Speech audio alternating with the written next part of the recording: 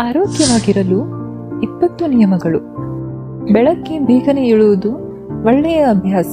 ಸೂರ್ಯ ಉದಯಿಸುವ ಮುನ್ನ ನೀವು ಪ್ರತಿದಿನ ಎದ್ದೇಳಬೇಕು. ಬೆಳಗಿನ ವಾತಾವರಣವನ್ನು ಅಮೃತದಂತೆ ಪರಿಗಣಿಸಲಾಗುತ್ತದೆ.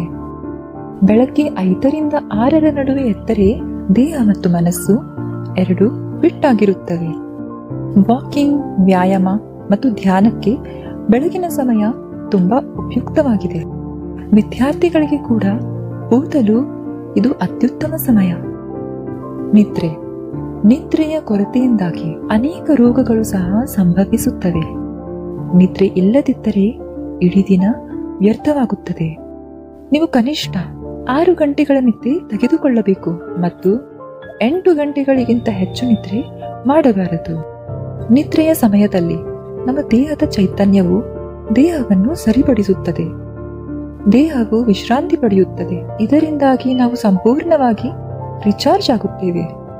ಸಂಪೂರ್ಣ ನಿದ್ರೆ ಆದರೆ ಮನುಷ್ಯನ ದೇಹದಲ್ಲಿ ಶಕ್ತಿ ಹೆಚ್ಚಾಗುತ್ತದೆ, ಮನಸ್ಸು ಉಲ್ಲಾಸದಾಯಕವಾಗಿರುತ್ತದೆ, ಯಾವುದೇ ಕೆಲಸ ಮಾಡಲು ಜೋಶ್ ಬರುತ್ತೆ ಮತ್ತು ಇಡೀ ದಿನ ಫುಲ್ ಆಕ್ಟಿವ್ ಆಗಿರುತ್ತೇವೆ.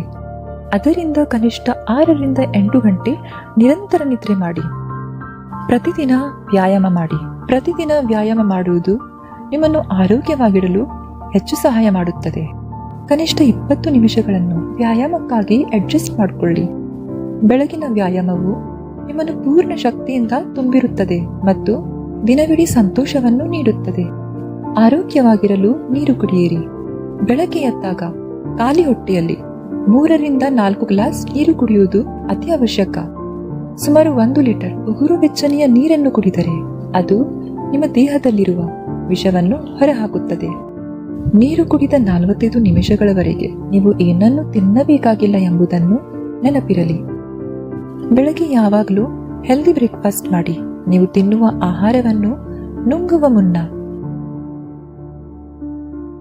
ಬೆಳಗಿನ ಆಹಾರವನ್ನು ಸೂರ್ಯ ನೆತ್ತಿ ಮೇಲೆ ಇರುವ ಮುಂಚೆ ಸೇವಿಸಬೇಕು. ಬ್ರೇಕ್ಫಾಸ್ಟ್ ಜೊತೆ ಜ್ಯೂಸ್ ಇದ್ದರೆ ಇನ್ನೂ ಒಳ್ಳೆಯದು. ರಾತ್ರಿಯ ವೇಳೆ ಲೈಟ್ ಆಗಿ ಊಟ ಮಾಡಿ. ಊಟ ಮಾಡಿದ ತಕ್ಷಣವೇ ನೀರು ಕುಡಿಯಬಾರದು. 45 ನಿಮಿಷ ಮೊದಲು ಅಥವಾ ನಂತರ ಕುಡಿಯಿರಿ. ಆದಷ್ಟು